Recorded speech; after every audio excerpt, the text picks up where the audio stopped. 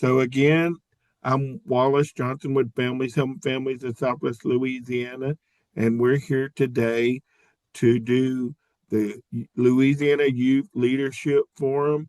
It's an information for families webinar, and our guest presenter today is Lillian DeJean, and she is with Families Helping Families of Acadiana, and also with the Youth Leadership Forum, the Louisiana Youth Leadership Forum.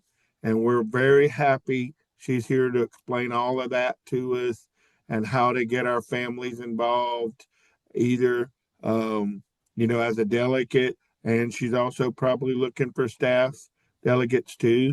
So she'll explain all that. And welcome, Lillian. Take All it right. away. Well, thank you, Wallace. I appreciate it. I'm going to share my screen. If you just give me a second.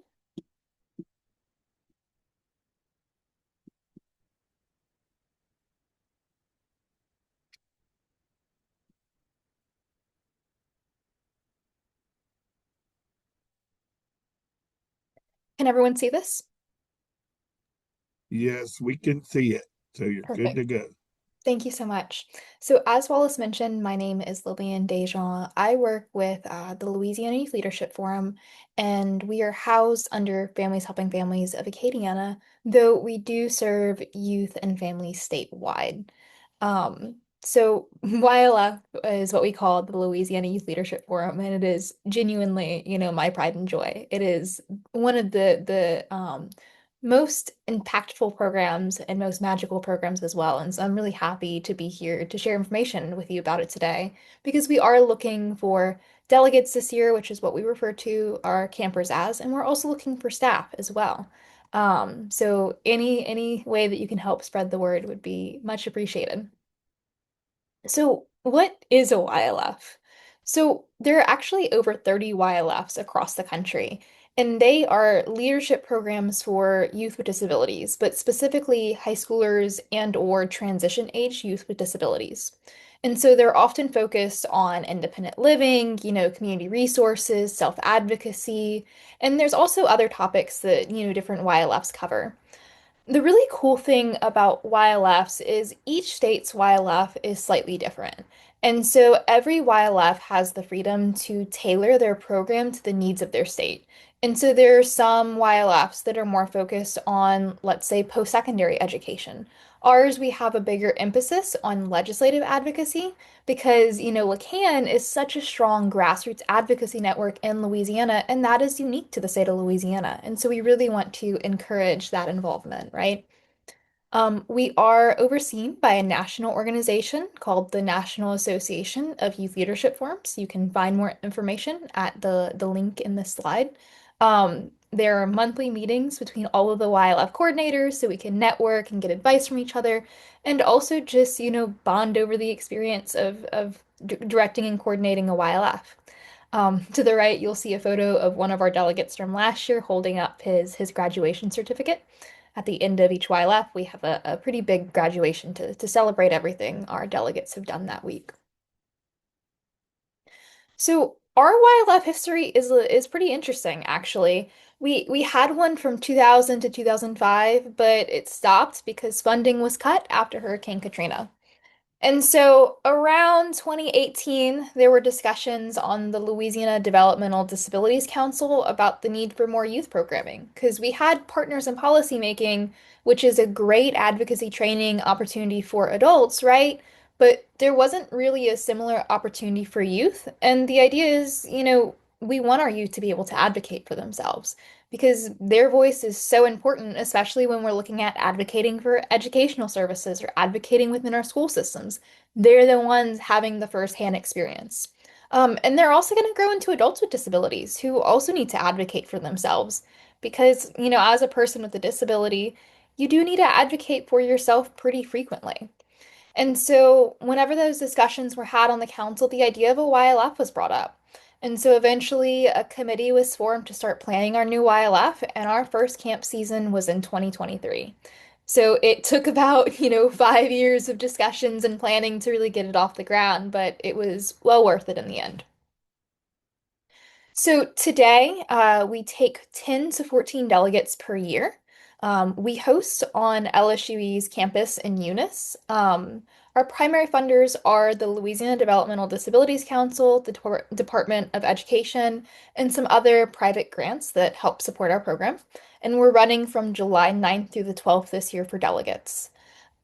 We host on LSUE's campus specifically because it is a smaller campus, and so it allows us for a more community feel. It's a little bit more accessible for our friends who can't walk longer distances because it's physically smaller and physically smaller to navigate. And also because it's a smaller campus, we've really been able to work with campus staff to customize the experience to make it as accessible as possible for our youth, which we really weren't able to do whenever we were working with a little bit bigger organizations who were busier and were also, working on multiple projects at the same time. And the us hosting on a college campus is very intentional. The idea is, first of all, our delegates get to experience what it might be like to live away from home and whether or not that's something that they might be interested in. And it's totally okay if they walk away and they say, "Man, I really didn't like that. I'm not interested in moving out," right? But we want them to have an opportunity to trial run independent living in a space where we know that they're going to be supported and their support needs are going to be met. And additionally, it allows them to trial run what it's like to live on a college campus specifically. Because we know that we have a lot of amazing post-secondary programs in the state for individuals with intellectual disabilities. We know we have, a lot of great disability offices that help our friends who may not have an intellectual disability and are going a more traditional college route. We want our delegates to be able to trial run all these things in a safe space, right? So it's really cool to be able to see our delegates kind of explore those bits of adulthood at camp. On the right, you can see two of our staff members from last year just having a ball at our dance. We have a big dance every year too. We have a DJ, cotton candy machine, a photo booth. It's really a blast. So here's some photos from camp. On the top left, you can see we have one of our delegates who is singing. She was specifically singing Let It Go from Frozen. We have a large talent show where our delegates can showcase, any talent they want. We've had singing, we've had music, we've had PowerPoints, we've had comedy shows, anything that makes them them. To the right, we have a former delegate with one of our annual speakers. The man to the left. His name is Rashad Bristow. He is the first police officer in the state with one arm. And so one really cool thing about YLF is 100% of our speakers are individuals with disabilities. We want our delegates to learn about disability from people with disabilities. So whenever we talk about future planning or college or relationships or community resources, they're learning from people who've been there, right? And there's that immediate relatability and that immediate peer mentorship, right? So it makes it really special and really easy to make that connection and also ask for more resources and advice, because you know that they're going to understand. To the bottom left, you can see three of our staff members from last year during break.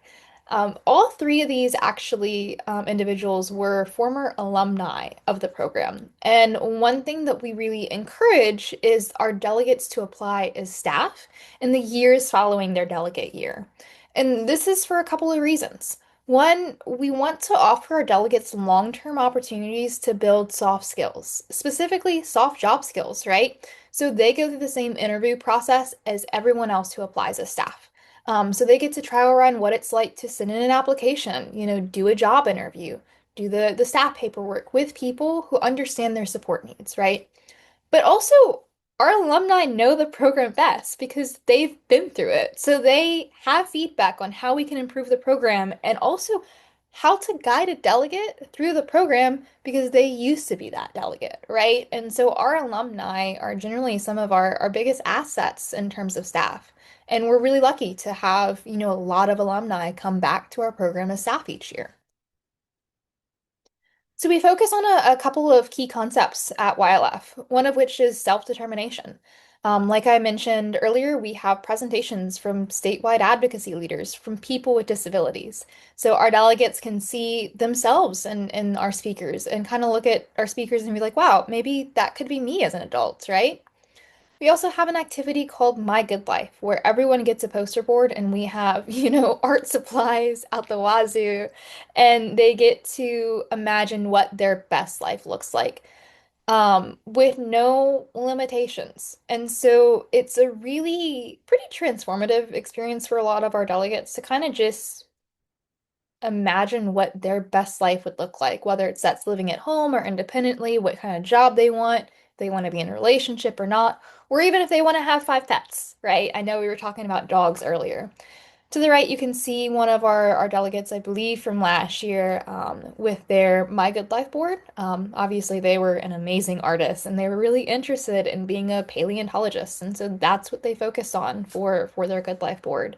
And so the Good Life board really sets the stage for our staff to have further conversations with our delegates about how to reach their good life, right? So once we have our Good Life board, later on we talk about community resources. So when we talk about those community resources, our staff can say, hey, so and so, I remembered that you said that you mentioned you wanted to be a paleontologist. That would probably require you going to college. Let's talk about resources to help people with disabilities get to college, right? So we connect your good life to those resources that they're going to need to utilize to become an empowered adult with a disability. So we make those connections to help them on their journey, really. And so YLife is a part of that. So YLife is a transition fair setup. We have a lot of community agencies, such as, LRS, our independent living centers, agencies that can help our delegates live their best life, their good life. So they can interact one-on-one with these staff members from the agencies in a supported environment. And we also have different booths at YLife run by staff that focus on housing and transportation, where we have conversations with our delegates. Okay, what kind of housing do you want to have? What kind of transportation? What's most accessible to you as well? It's kind of bringing some of like real life to your good life. Another really neat thing about YLF is that most of our staff are adults with disabilities. So it forms this really unique disability culture and this amazing bond between everyone. And so we have that immediate peer mentorship from both our speakers and our staff, which is really what makes the experience so transformative, right? Because how many times have you walked into a room and, non-disabled people were the minority? I mean, really, really think about that. It kind of doesn't happen. And so to be able to be in a room full of people like you is really pretty special. Um, we also are a safe space to trial run those self-advocacy skills. Like mentioned before, we know that individuals with disabilities have to advocate for themselves pretty frequently. And so with camp, because you're away from home, because you're away from people who kind of know your routines, right? You kind of have to advocate for yourself a little bit more. Hey, I need XYZ. And so it's a space where that's encouraged. We know that we can meet those support needs. We know that we can provide the accommodations that they need. So it's kind of that perfect space to practice that skill. As mentioned earlier, we do focus on legislative advocacy or systems change advocacy. We do a big Capitol Day where we take a bus from Eunice to Baton Rouge to visit our state capitol. This year, we're actually doing voting machine demos. We're working with our state Secretary of State's office for them to bring actual voting machines to Baton Rouge for us, so we can test out their voting machines and talk about the voting process because we know voting is a foundational part of using your voice as a citizen. So we want to be able to practice that with our delegates. We also have an introduction to the legislative process. How are laws made? How do you use your voice in the lawmaking process? Who's my legislator? And we generally try to connect them to Lacan during that process and connect them to kind of all those resources that can help them navigate legislative advocacy if they choose that that's something that they want to do. And if they choose that that's something they don't want to do, that's okay too, because that's a part of self-determination. Quick note, you may hear some crying in the background. My cat is a very noisy coworker and she loves Zoom. So it makes presentations interesting. Lastly, we really focus on community building. We have a presentation on disability history and culture because our community has a really, really rich history of really powerful individuals with disabilities making really powerful changes, right? And we want our delegates to have access to their history. We do have a panel on dating and relationships. So what we do is we bring in different people with disabilities who are in different stages of relationships, in diverse relationships, to talk about what it's like to navigate dating and relationships as an individual with a disability. Because we know that there may be some unique challenges or unique experiences because of disability, and that's okay. But we want to talk about it. So our delegates can also see that that's possible for them too as well, right?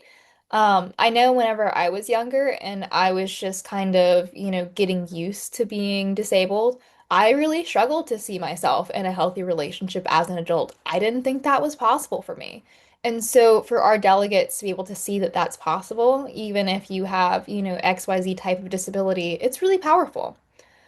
We also have a session on consent. We know that people with intellectual disabilities are 7 times more likely to, face abuse than their non-disabled peers. And so we generally collaborate with a local youth education focused organization to have a conversation about what consent is. Even if it's just, I don't want to be hugged today, right? Just as simple as the power of saying no and the power of saying yes. So they're empowered to use their voice in that way. We also have alumni events throughout the year. We want to make sure that the social network that they built at camp is sustained after camp.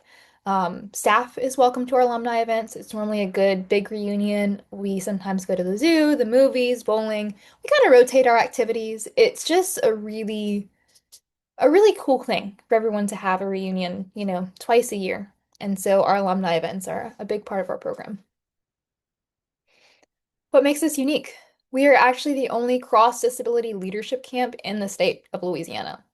We are also the only YLF nationwide to be accredited by the American Camp Association, which is a huge deal. I don't mean to brag, but if you're accredited by the American Camp Association, that means you're adhering to over 200 different policies that helps make camp the safest and highest quality it can be. So that means that we're following national best practices in terms of safety and support and quality as well. And so we're really, really proud of that because we want to be able to serve our youth in the best way possible. Additionally, we predominantly staff with people with disabilities. This is highly unusual within the camp world, but it is also one of the things that is the probably the one of the best things about our program and what makes it so impactful. And we also have an ability to support staff and campers with DSWs and more complex support needs because we are a smaller camp. Because we're smaller, we're able to customize things and individualize things a lot more than if we were to take on, like 50 campers per year or over 50, right? I'm not sure, it would be possible to customize things if we were larger.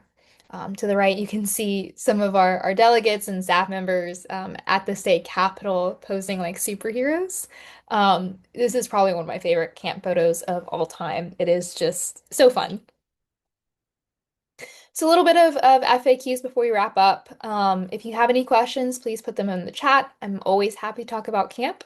We'll also have my email on the last slide. So if you have any questions that come up after this presentation, just send me an email and I'd be happy to answer them. So one of the questions that we normally get asked is, what does the application process look like? And so generally for our delegates, what happens is we have an initial application available on our website, and that just kind of gets a baseline of support needs. So we kind of get demographic information and then just kind of get a feel for like what kind of supports your child may need at camp. And then after that, we schedule a Zoom meet and greet. This is only 10 to 15 minutes long, and it's really focused on getting to know the delegate as a person. We want to know, what your hobbies are, what you do for fun. Tell us a little bit about your disability and how that impacts you. But it's a really casual meet and greet, and it's also for us to figure out, like, okay, how excited are they about camp, right? It's an opportunity for them to meet the people they might be able to see at camp, and also an opportunity for them to ask any questions they may have about camp. So it's really kind of just this informal meet and greet for everyone to get comfortable and familiar before, camp happens. And so then after that, we go through all of our meet and greets, and then we have our selection process. And then if our delegates are selected, we have, a welcome packet with paperwork to fill out. So that's largely what our application process looks like.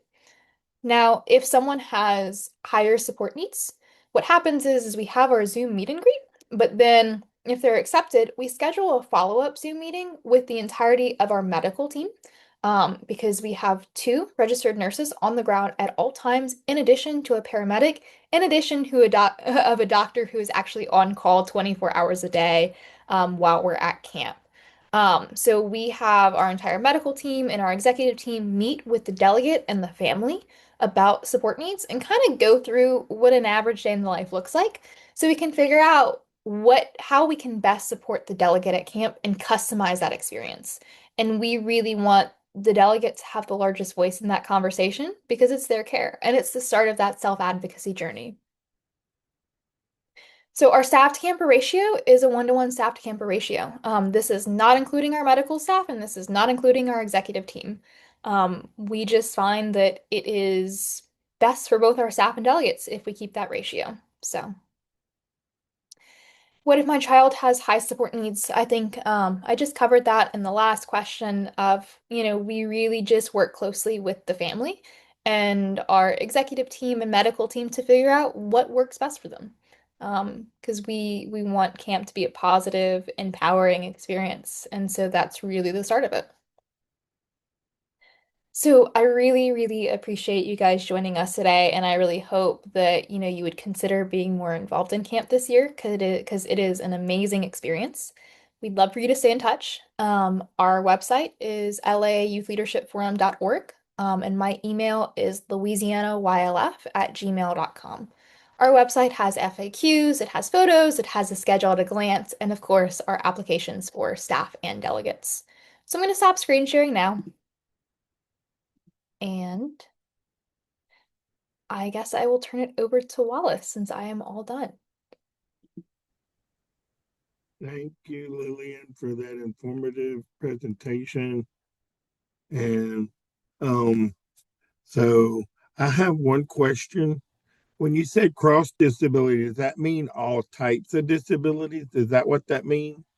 Yeah, so we accept any type of disability at camp. It may, even if it's mental health, if it's neurodivergence, physical disability, we don't discriminate based on disability type. Okay. And that grades is 10th grade through 12th grade, right?